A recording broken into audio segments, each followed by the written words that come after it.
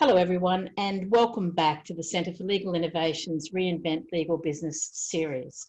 We are super delighted to invite to the series today Catherine Thomas, who's the CEO at Free Range Lawyers. Catherine's going to address this incredibly important topic, remote working. It's always been an important one for our industry, but it's never probably been more important than it is now. And I know you're going to enjoy this presentation very much. Catherine, it's always a pleasure to have you join the Centre for Legal Innovation for anything. As I say, we're really delighted to hear you share your experience on this important topic. Welcome. Thanks very much, Terry, and hi everybody. Thanks for joining this webinar. Okay, I imagine none of you will argue with me that life has changed very rapidly over the last few months. Things have moved swiftly, and most, if not all, of the people attending this webinar have found themselves working remotely at home, deep in the midst of a crisis. Now, a lot has been written about remote work over the last few weeks, and for a die-hard remote work advocate like me, it has been really great to see people exploring this way of working and sharing their experiences and their tips and their hints. And I'm actually not going to add to that body of work today. Instead, what I'm going to do is take you on a bit of a journey that will help you understand how, as leaders, as managers, and as individuals, you can work remotely in a crisis in a way that is both personally and professionally effective. And the fuel for that journey is not going to be my personal experience, but it will be the data and the information that we get from research. So don't worry, it's not going to be heavy going. We're not going to be wading through treacle. But what we are going to do is take a step back and look at what certain research projects and certain similar experiences tell us about how we can be handling this unique situation. So here's how we'll do it. First of all, I'm going to describe the context in which we're all working at the moment, and I'm sure none of that will come as a surprise to you. Then I'll look at what the evidence tells us about our situation. And then last of all, what I'm going to do is draw that together into a set of recommendations, as I say, for leaders, for managers, and for individuals on navigating these very unusual times. So that's the framework: context, evidence, and recommendations. Okay, so let's look at the context first. We are in a crisis. From mid-March onwards, Australia started social distancing to address the threat of the spread of COVID. Activities that were deemed non-essential were hibernated, children started learning from home, and businesses that could operate virtually did so. And to me, it just feels like it was a real giddy flurry of activity. And in that, almost every single knowledge-based activity in Australia moved to complete or near complete remote operations in just a matter of days. And I have to say, I doubt whether we will ever see such swift and profound change in the way we work again in our lives. And the extent of this is simply mind-blowing. So here you can see just one slide from a survey that an American law firm, Morrison & Foerster, did. And they were pretty quick off the blocks. They actually surveyed about 110 general counsel about how COVID had affected their businesses and their teams. And here we can clearly see the extent of the move towards remote work. Over 98% of GCs had shifted to working remotely in response to COVID. So in a matter of days, our lives were turned upside down. We were living in a crisis. And that crisis is an extreme source of pressure in which we're required to make new and really unplanned for decisions. And as a result of that crisis, we have all experienced feelings of stress. And stress is a state of mental or emotional strain that results from demanding circumstances.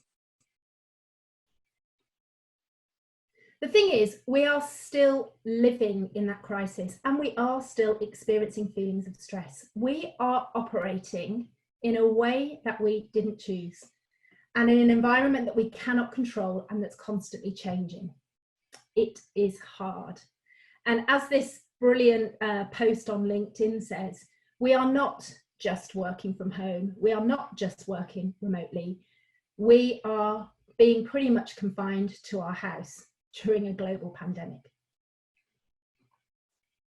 But as we'll go on to see, our responses to crises and stress can be very similar, but they happen in very, very different contexts.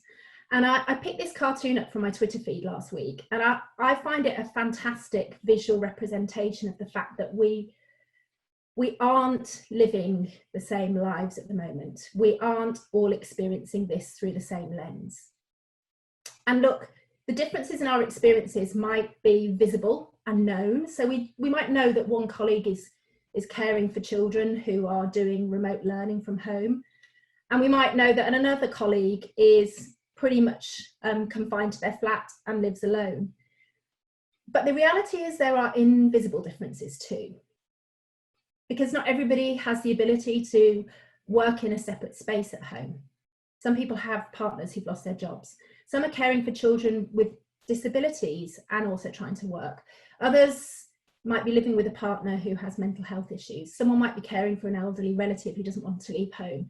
The reality is that there are so many invisible differences that also affect the way we experience this crisis. And here's another example of how we're all experiencing things differently. This, I picked this up from my Twitter feed, and actually there were about 150 responses to it, but it was really, really informative around the different perceptions that people have of isolation and being at home more and working at home more. So the question is, what surprised you about isolating at home? And on the right hand side, we've got some real positives. You know, I don't feel the pressure to perform. I'm going with the flow more. It's actually really lovely, and I hope I can continue to feel this way when the restrictions lift.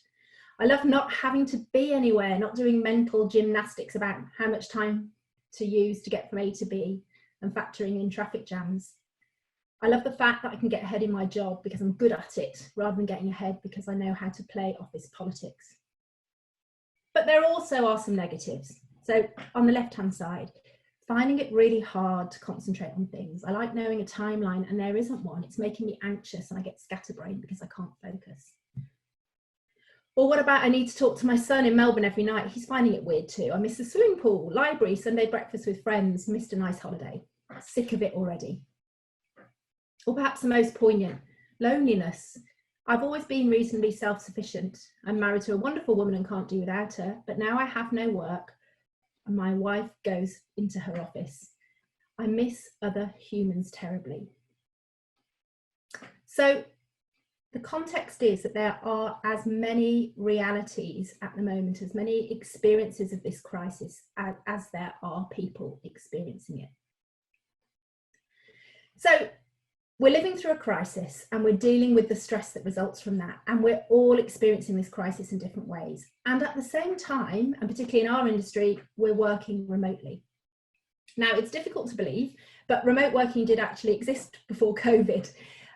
So we can look at its characteristics to understand a little bit more about the nature of the way in which we're all operating at the moment.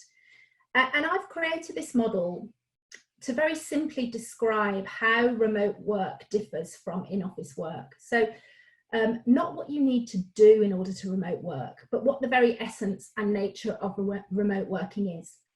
So it's self-directed, it's intangible and invisible, it's fluid, it's output focused, and it is democratic.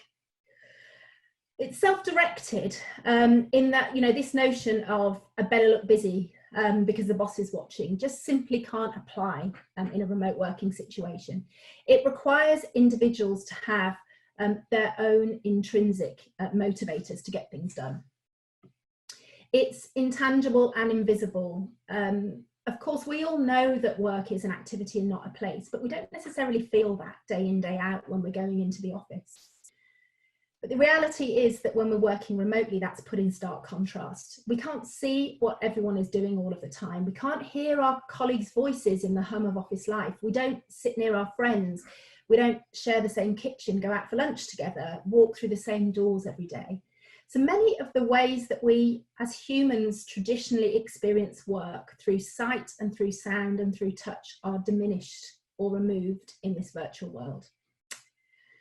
And it's fluid. So remote work doesn't have the same boundaries and structures that office work gives. So just one example, with no commute to and from a place of work, there's no automatic signal that kind of punctuates the start and the end of the working day. And it's output focused. And now I'm not placing a value judgment on that. What I'm actually saying is that without those physical representations of effort that an office enables us to give, remote work has to focus on output as a measure of an individual's contribution. And that is unless you want to install some software on systems that measures, clicks and keystrokes. And as we'll find out later when I talk about trust, I would not recommend that. And last but not least, and again, not placing a value judgment on this, it just is by its nature democratic, or at least more democratic than office-based work. So those traditional signs and signifiers of power, the corner office, the expensive suit, even dare I say it, the Mont Blanc pen, they're virtually absent in remote work. We're all pretty much the same. So these symbols of power and value just don't operate in that virtual environment. And when you add to that the fact that value is assessed according to output rather than input, what you've got in remote work is a recipe for a vastly altered power dynamics and dynamics that use very different metrics and symbols to assess value. So that's the nature of remote work: self-directed, intangible and more invisible, fluid, output focused, and more democratic. What else on this point of context?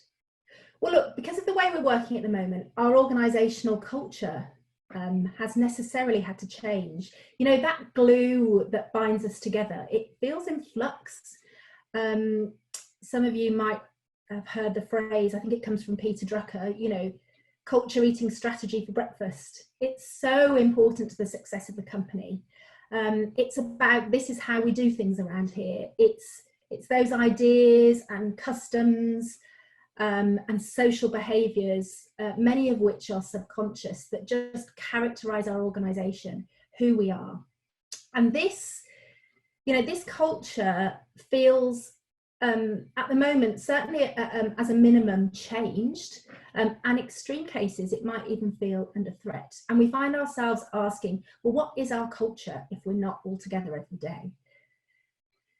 And it's no wonder that we're asking those questions. If we look at this model, Edgar Schein, a famous model that very simply expresses the nature of organisational culture. Basic underlying assumptions in the middle, values on the outer layer, and right at the edge, symbols and artifacts. And it doesn't take a huge leap to understand why we feel like this about culture when we look at Schein's model.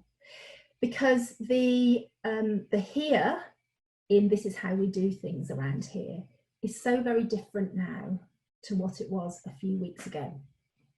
And the new here, it's intangible, it's more invisible, and it provides fewer opportunities to share those types of visible symbols of our culture that we have traditionally relied on to express who we are. So there's no cafe or hub, there's no good morning and good evening to the person behind the security desk. There's no allocation of offices and desk space. There's no posters in the kitchen. There's no dress down Fridays. And what are we if we don't have all of these things? And the thing is, without having planned for remote working en masse, we simply haven't had the time to develop the kind of culture that works for fully virtual companies like, I don't know, like Basecamp, or closer to home like Hive Legal. And the result, I think, is that we're to continue that glue analogy, we're kind of left wondering whether we should use the same old glue and hope that things stick, or whether now that we're working remotely, we need to kind of mix an entirely different recipe together. So that's the context. And before I move on to look at the evidence that's available to us, I just wanted to get a little bit of involvement from you. And we're all becoming a bit more familiar with Zoom. And so I just wanted to ask you 2 questions around how you personally feel about remote working. I'm going to start with the first, give you a minute or so to respond, take a look at the responses, and then bring up the second on the screen. So, the first question. Looking at remote working specifically, what are the positives for you? And look, you can choose more than one. And you can also choose none of the above, or if you're feeling particularly negatively about remote working, I can't see any positives at all. Okay, so you should be able to see that the most popular response, more control over how I spend my time. I have to say, actually, as somebody that has worked in contract lawyering for quite a while, back in the UK from 2012, and also here in Australia, funny enough, that doesn't surprise me. Control really was the most common motivator for people looking to work in a different way, whether that's being contract lawyers or working remotely. So it doesn't surprise me that control is a popular response. More time for things that are important to me and ability to focus on work. Even interesting that there are a fair few of you chose no office politics. But look how low a greater sense of camaraderie is. So we're not feeling that remote working is enhancing our sense of camaraderie and teams. Okay, just want to ask you a second question. You could probably almost guess it, it's the negatives. So what are the negatives for you of remote working? Again, you can choose more than one.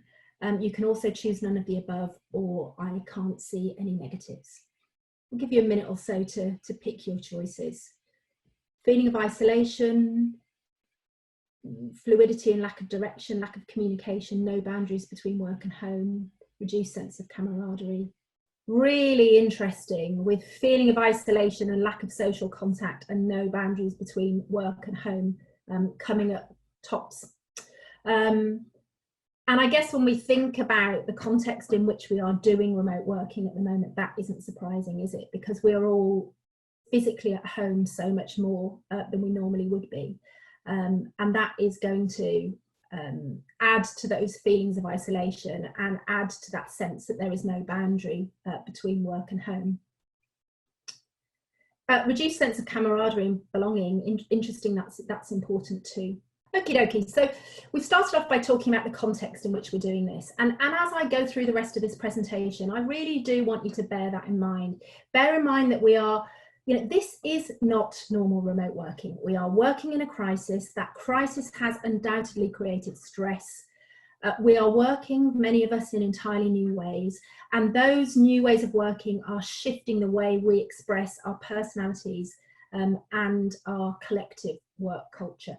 All right, now I want to move on to the real core of this webinar, which is, rather than taking the really valuable perspective of collective experiences and the gut instinct that we all share around how remote working is operating for us, I actually want to look at some cold, hard evidence and see what that tells us about how we can be as effective as possible while we're all operating in this way. So first, let me start with a story. In 2003, there was a guy called Porter Erisman, and he was the VP of Alibaba. And at the time, it was an emerging Chinese online retailer. And the company was growing, it was doing pretty well, he was enjoying his job, he was working with the senior management team led by the CEO there, who is, you may have come across him now, a guy called Jack Ma. And then SARS struck.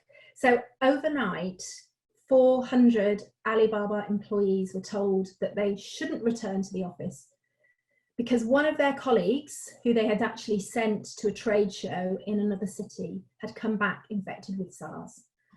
And the concern was that she might well have infected other employees when she came back into the office. So there was just no option other than for the staff to isolate. And Porter Erisman tells a really interesting story about how Alibaba dealt with this situation, because in a matter of days, they moved their operations from in-office to remote. And Erisman talks about his recollections of Jack Ma kind of personally driving around, taking charge of lugging computers to employees' homes, rerouting phone calls and setting up desks and making sure that people were set up suitably to work remotely. And in his story, he actually says we even got the families involved.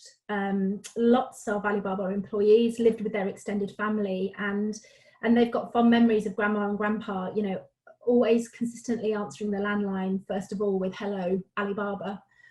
And the thing is, during all of this, SARS actually, although a huge negative in many ways, was seen as being a significant contributor to the growth of Chinese e-commerce, because what happened was businesses and consumers that had relied on bricks and mortar before, overnight couldn't rely on that and went online in their droves.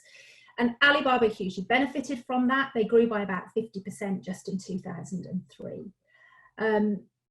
But they also benefited in other ways, and that's what's really interesting.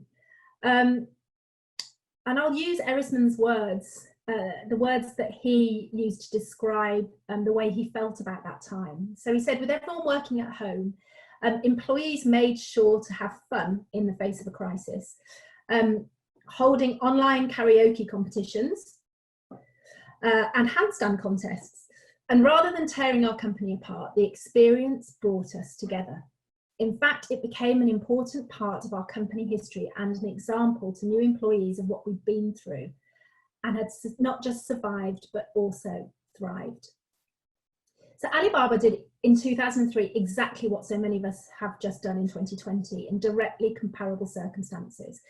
And rather than holding the company back, the way that their leader behaved bonded that company together in a way that almost nothing else could, and put it in the best position to take advantage of those changing market conditions. So let's look at some research that links directly to some of the behaviours that are displayed in that story. For those of you that know me, you will also know that I get pretty excited about remote work and its potential for better communities and families and businesses. So it's perhaps also no surprise that I get excited when I come across some substantial research that really helps us to understand how we can be as effective as possible when we're working in this way. And I'm going to come to that in just a moment. But before I do, I just wanted to highlight the fact that a number of you will be aware of the importance that trust plays in building high-performing teams. So you may well already be aware of the strong correlation between high levels of trust and high levels of performance. Now, here it's just one illustration of that. This is taken from a book by a guy called Patrick Lencioni, and he actually looked at this through rather a negative lens. His book is called 5 Dysfunctions of a Team. And he looks at the 5 key things that dysfunctional teams essentially do to self-sabotage. And right at the top of that list is create an environment where there is an absence of trust. So as you can see from this model, his work highlights that foundational importance of trust to high-performing teams. And then, you know, his work has been supported by the work of many others in years since. But how does this notion of trust translate into temporary or swiftly assembled teams, or teams that are operating in unfamiliar environments? Well, back in 1996, Deborah Meyerson led a team of researchers at Stanford University that undertook some research that led to the concept of swift trust. So what they did was they started a project to understand whether the received notion that trust is based on history, you know, that it kind of builds over time, whether that received notion is necessarily true, or whether it is also possible for a newly assembled team or a team operating in very unusual circumstances to build enough trust to be as effective as a team with a long history virtually from day one. And through their research, what Meyerson and her colleagues established was that teams could actually build trust quickly, and that trust does not necessarily require time. So they called this concept swift trust. And it's basically where temporary teams or teams acting out of their usual rhythm, where they act as if trust is present from the start, and then they use the experiences and actions that follow to confirm or deny this assumption. So in swift trust, instead of trust being earned, it is given. So you don't earn my trust through what you do. I give it to you straight away. And then your actions afterwards tell me whether or not that trust was well placed.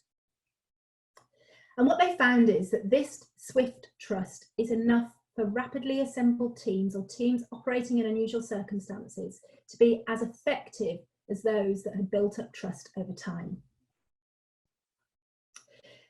Now, not long after Meyerson's research, two organisational scientists actually decided to build on her work, and they looked at communication and trust in virtual teams. And so, using the theory of swift trust as a foundation, they decided that they wanted to understand whether swift trust worked in virtual teams as well as co-located teams.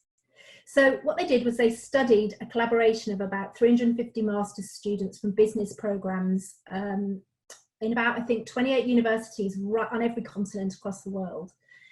And they wanted to understand from this study whether it was possible to prevent physical distance becoming psychological distance. And if so, what you needed to do to achieve that. So essentially this study was about whether we could build enough trust in virtual teams so that they could function as effectively as co-located teams.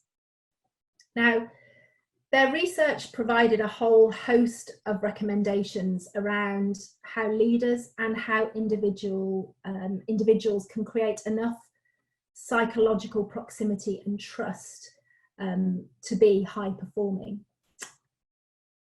They came out with a lot of results. Here are the 5 main points. The first is around communication. Number 1, communication needs to have a social element. So they identified that swift trust in virtual teams is developed through social communication, meaning that time for social connection is just not a nice to have, it's actually vitally important. Second point, and I find this fascinating, communication needs to be predictable in order to develop swift trust. And what they said, and I'll just quote a little here, is that inequitable, irregular, and unpredictable communication hinders trust. And they found that high trust teams had a regular pattern of communication that assuaged uncertainties over team members' commitments. And interestingly, volume of communication mattered far less than the fact that it happened according to a regular and predictable pattern.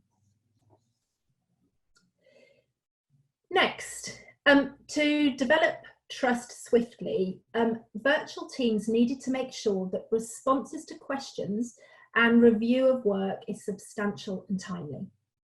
So in essence, that we demonstrate through our actions a respect for one another's input. And they called this providing explicit and prompt responses to messages and contributions, and ensuring that input was thoroughly read and evaluated. So responding to that email in a timely way, reviewing that paper thoughtfully. Fourth, they found that in order to develop swift trust, virtual teams needed an approach to leadership that was more democratic than usual. So what they found was that high trust and high performing teams had the leadership role was not static, they say, but it rotated amongst members depending on the task to be accomplished. And actually, interestingly, some work I've done separately and recently around this has really backed that up.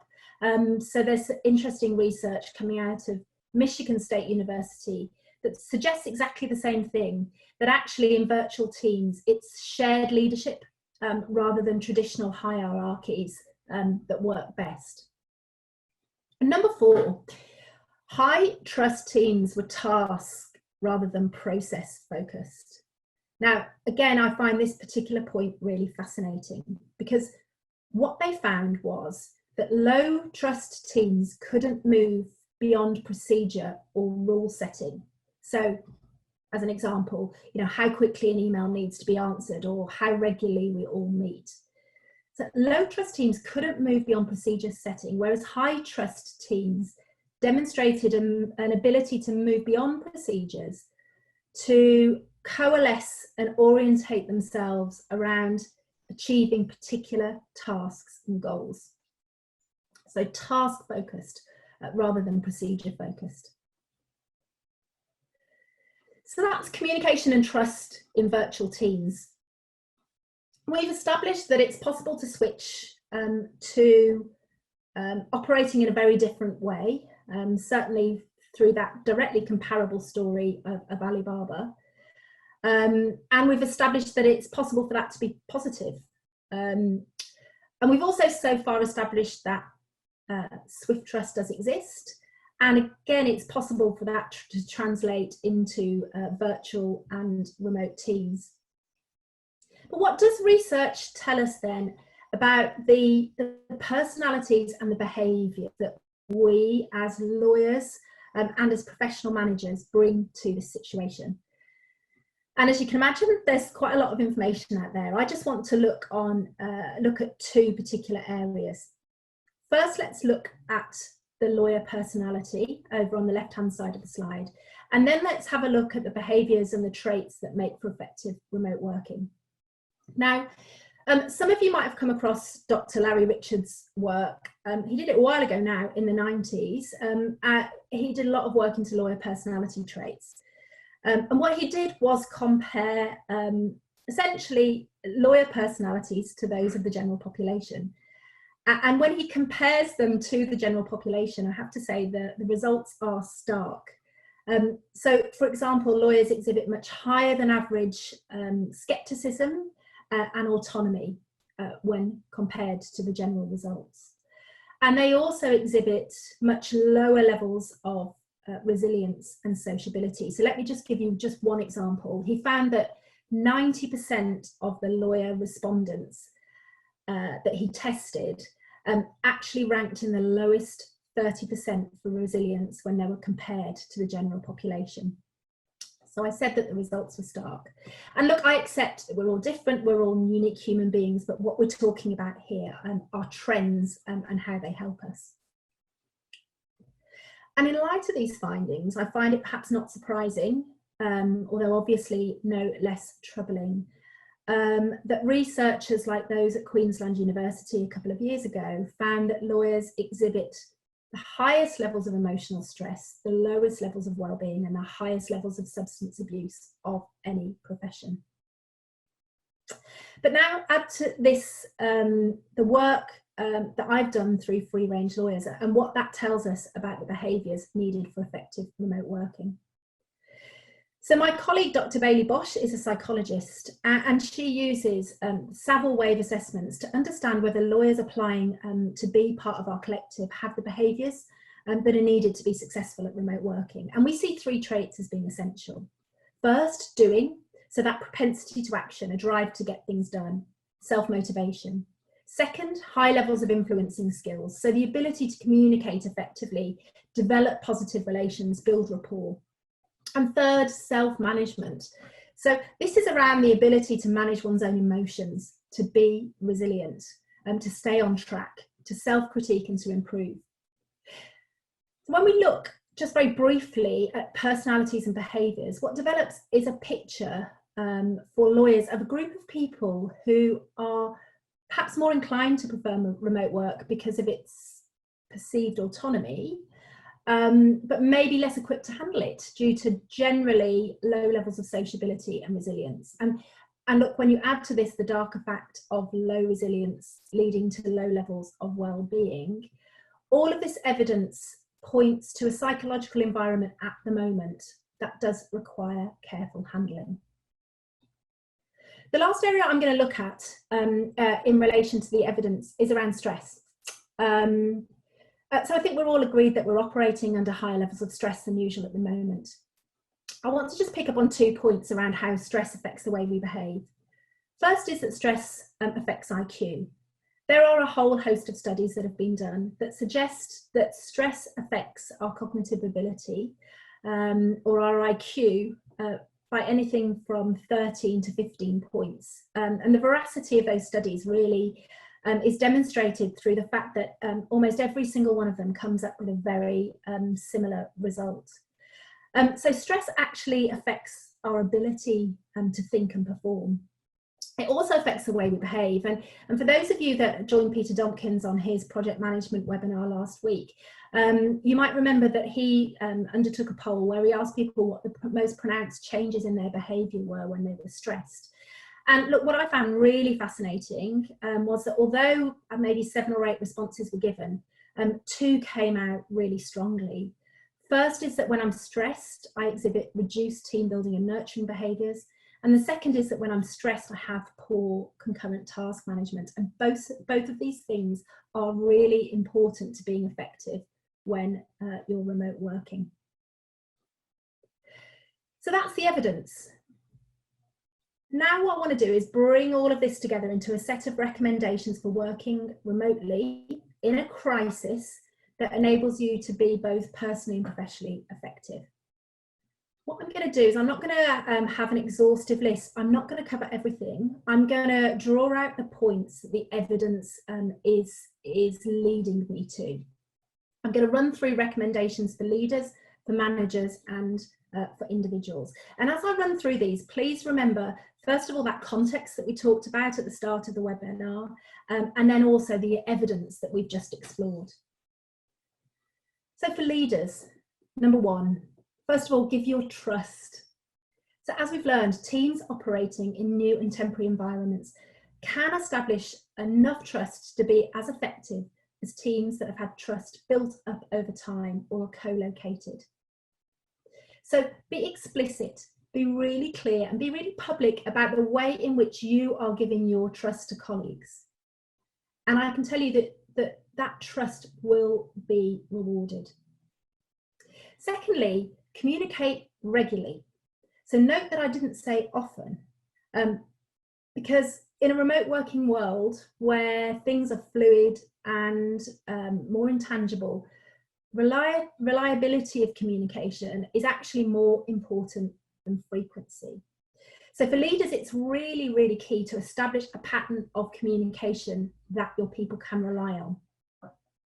Next, don't leave culture to chance. So right at the start of this presentation, if you remember, we looked at Shine's model of culture, often called the onion, and identified that remote working removes or diminishes tangible and that sort of tangible and visible outer layer of culture, artifacts and symbols. So it reduces the ability to demonstrate those. And so what leaders need to do is actually actively engineer culture in this new virtual world and to some degree replace what happens in the office with new symbols of the way we do things around here. And yes, a great way to do this might be through social events online and also through shared stories. I've actually found that phrases can quite quickly bond a group together as well. So early on in our time at Free Range Lawyers, we're all working remotely, but we coined this phrase, YIFAF, which just means yours in freedom and flexibility. And we always use it when we're signing off our emails to each other. And what I find is that small, simple act actually provides a shared experience that really bonds us together as a team every day. Fourth, share the leadership. So you'll remember the points around democratizing leadership. Balance the importance of being visible with strong delegation and reliance on others. Because as you'll remember, that research tells us that traditional hierarchies, they just inhibit effectiveness when working remotely. So I'd suggest ditching that pyramid, delegating and letting others get on with it. And last but not least, stay anchored to your values and purpose. Look, I've worked with quite a number of firms in a number of geographies actually over the last few weeks on their movement to remote work.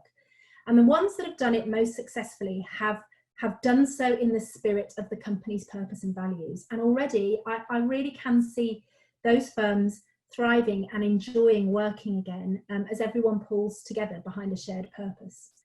And so just think back to Alibaba and the CEO shipping equipment out to people's houses and grandma and grandpa answering the landline with "Hello, Alibaba." You know, the context for that company changed, but the company's values didn't.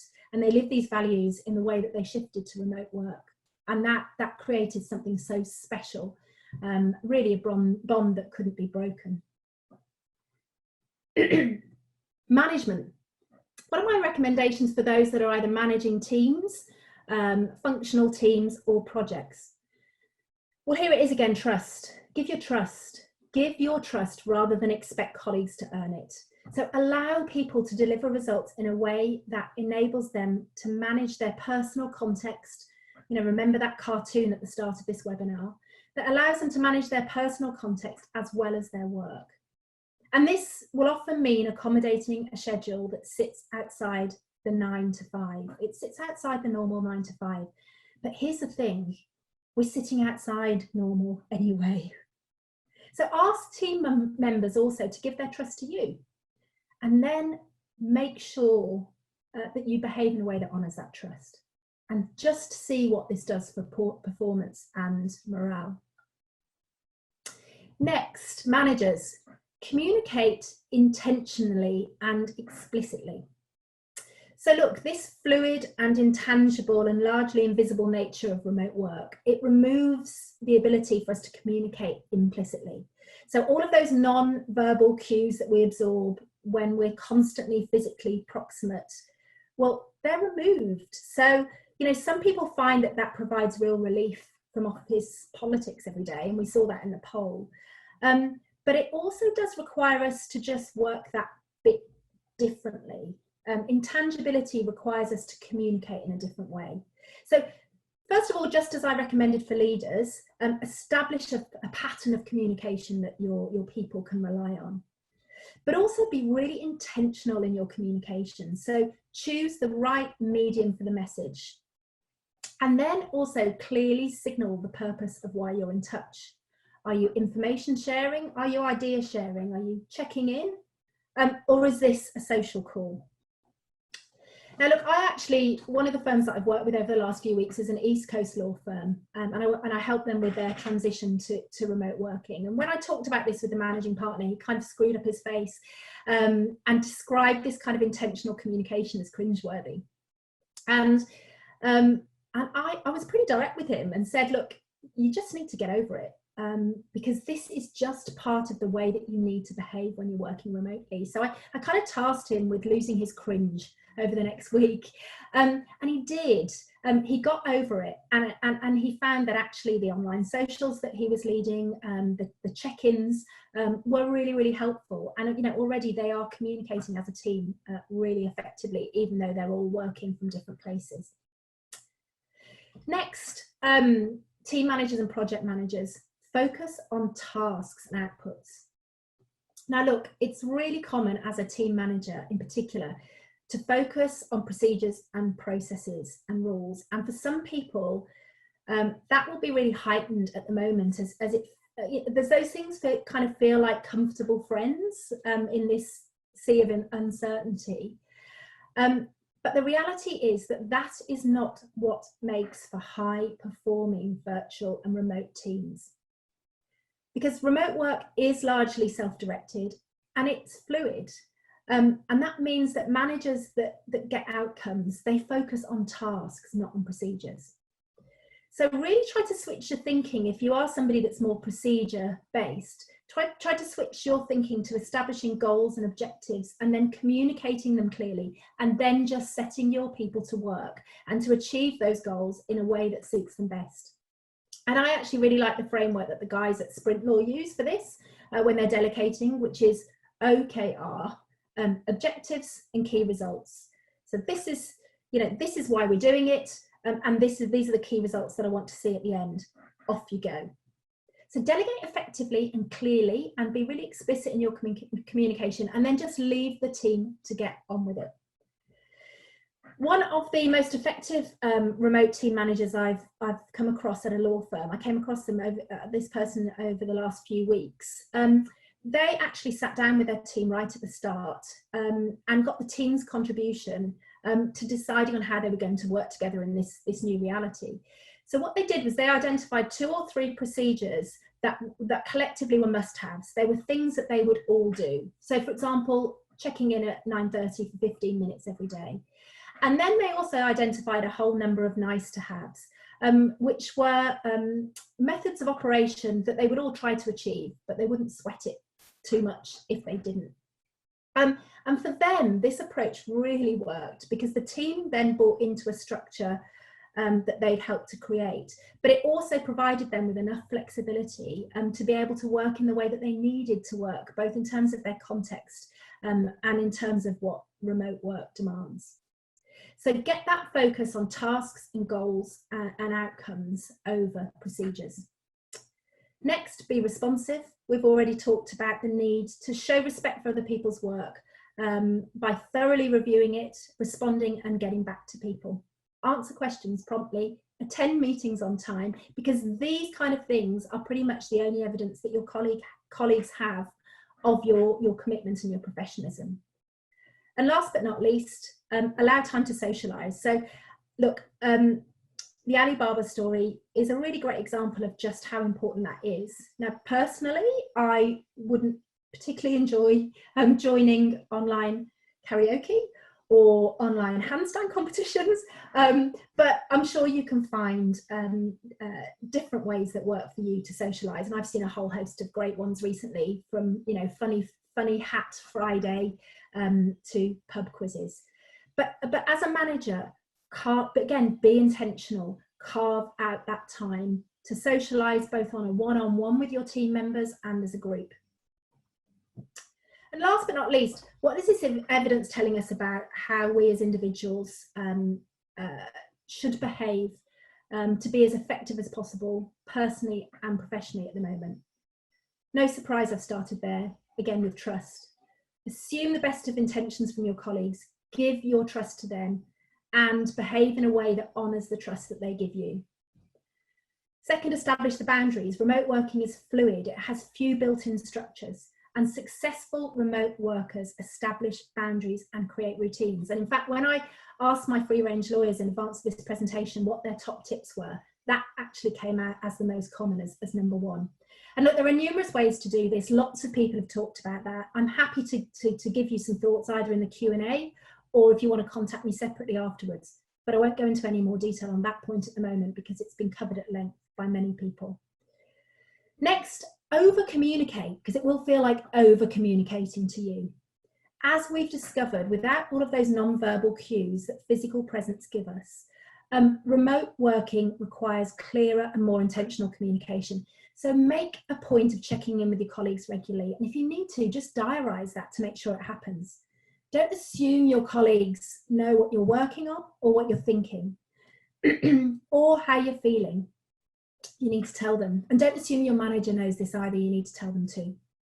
And be deliberate in your choice of communication channels. So choose the right medium for the message. Socialise. Again, it's really easy actually when you get into the flow of remote work to not put your head above the parapet and find time to do that.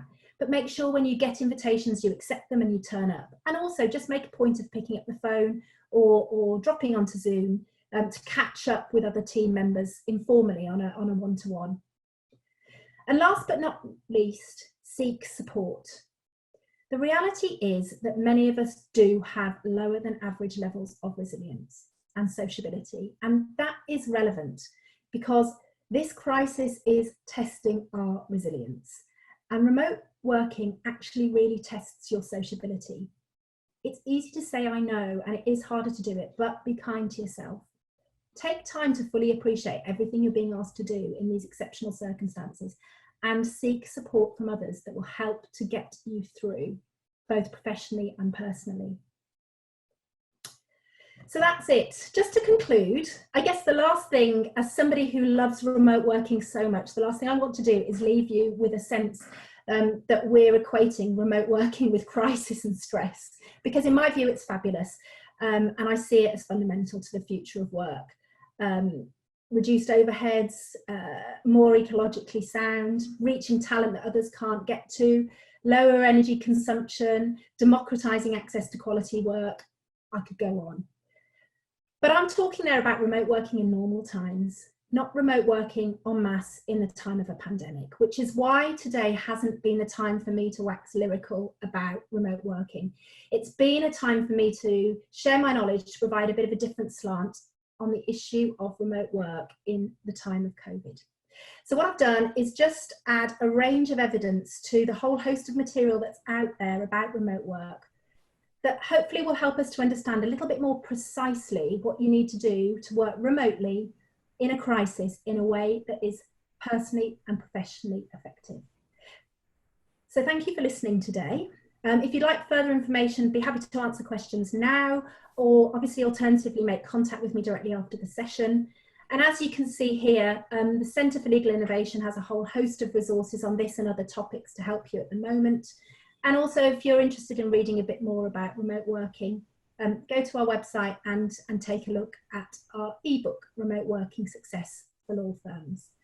Thank you very much. Over to you, Terry.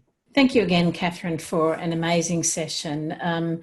If you enjoyed this one, and I'm sure that you did, Catherine will be back with us in this same series, Reinvent Legal Business series, on the 11th of May, but focusing that time on flexible work arrangements. So do contact Catherine in between. Those of you that are members of the Centre's Legalpreneurs Lab, just a reminder that Catherine is one of our geeky gurus. And so please do, we love that name, don't we? Please do reach out to her on that basis as well.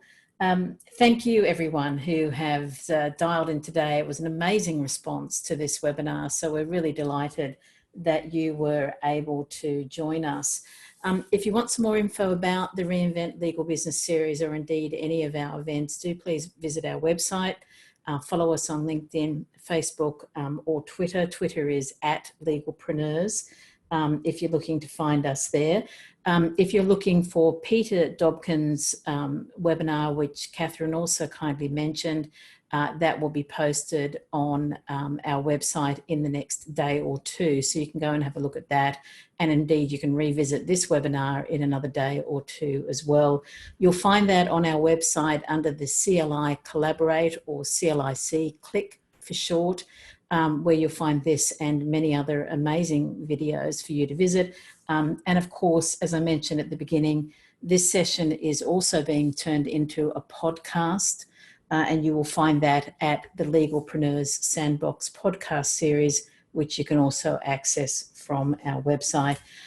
Catherine, I'll make sure that the link to that amazing publication that you've highlighted here is also available, both with the webinar and also with the podcast, so folks can find that easily as well. Thank you again, Catherine. Thank you again, everyone. A delight to spend the time with you, and we will be back with you again at our next webinar very, very soon. Thanks again, Catherine. Bye, everyone.